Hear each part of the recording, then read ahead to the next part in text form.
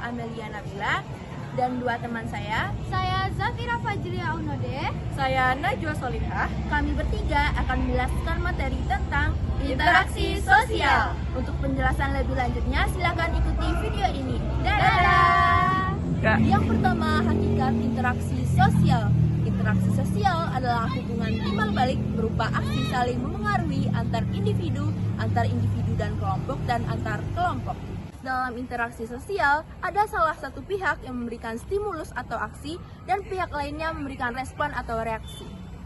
Yang kedua, syarat terjadinya interaksi sosial, yaitu yang pertama adanya hubungan timbal balik yang saling menguntungkan antara yang satu dengan yang lainnya.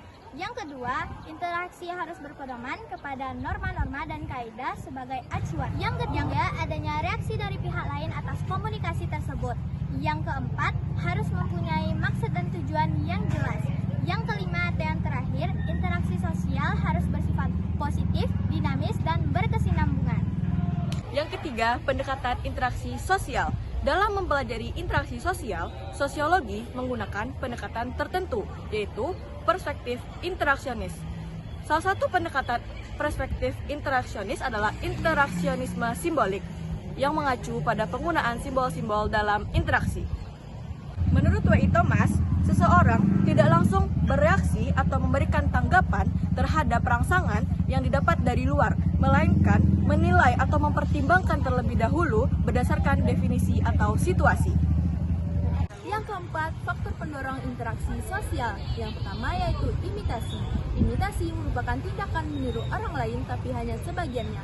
Contohnya cara berpikir, cara berpakaian, dan gaya berbicara seseorang. Yang kedua yaitu identifikasi.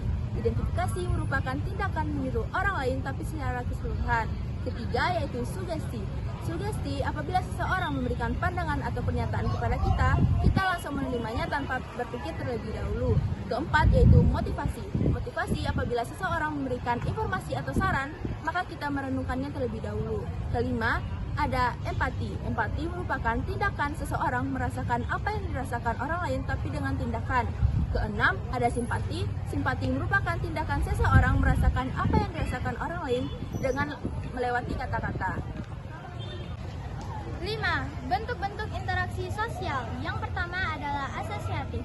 Asosiatif adalah bentuk interaksi yang bersifat positif. Contohnya kerjasama.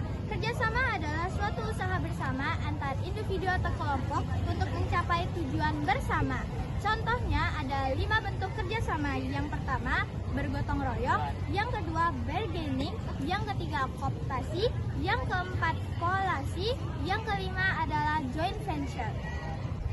Tujuan akomodasi itu sendiri adalah yang pertama, menghasilkan beberapa pendapat berbeda agar menghasilkan pola baru. Yang kedua, mencegah terjadinya pertentangan untuk sementara.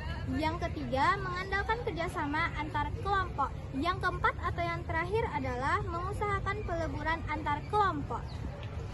Ketiga, asimilasi. Asimilasi adalah tindakan atau usaha untuk mengurangi perbedaan antar individu atau antar kelompok guna untuk mencapai suatu kepentingan, kesepakatan, dan tujuan bersama. Yang keempat, akulturasi. Akulturasi adalah berpadunya dua kebudayaan yang berbeda dan membentuk suatu kebudayaan baru, tetapi tidak menghilangkan ciri khas budaya itu masing-masing. Proses disosiatif. Disosiatif merupakan bentuk tindakan yang bersifat negatif. Yang pertama yaitu persaingan. Persaingan merupakan perjuangan berbagai belah pihak untuk mencapai tujuan tertentu.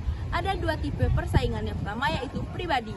Bersifat rivalitas yaitu individu akan bersaing secara langsung. Contohnya, persaingan antara anggota dalam sebuah organisasi untuk mencapai kedudukan. Yang kedua ada non-pribadi, yaitu melibatkan banyak orang dan berbagai belah pihak. Contohnya, ada 2 partai yang saling bersaing untuk mencari simpati masyarakat.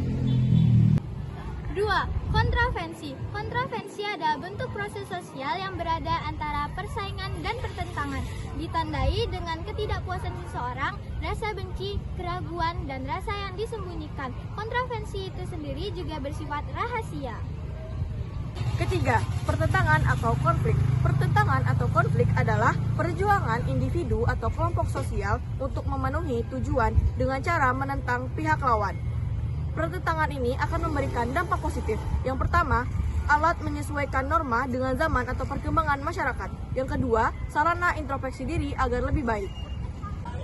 Nah, itu dia penjelasan materi tentang Interaksi sosial. Semoga mudah dipahami dan bermanfaat bagi teman-teman semua. Sekian dari kami bertiga. Wassalamualaikum warahmatullahi wabarakatuh.